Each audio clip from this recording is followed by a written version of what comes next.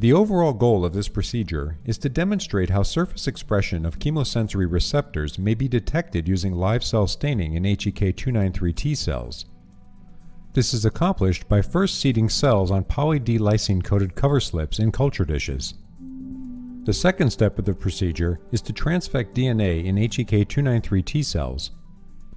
The third step of the procedure is to carry out live cell staining using primary and fluorophore conjugated secondary antibodies.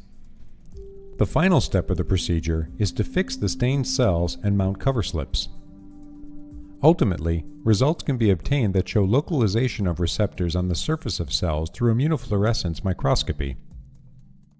This method enables us to detect chemosensory receptors exported to the cell surface of heterologous cells like HEK293T.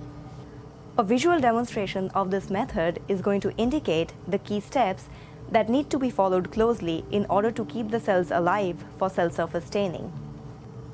Individuals new to this method may find steps like transferring, handling, and mounting the cover slip tricky. However, with a few practices, the technique becomes easy.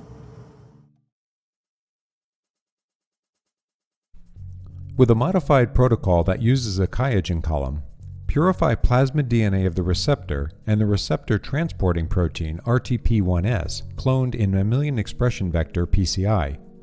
Ensure that for immunostaining, the receptor coded is N-terminally tagged with a 20 amino acid long row epitope.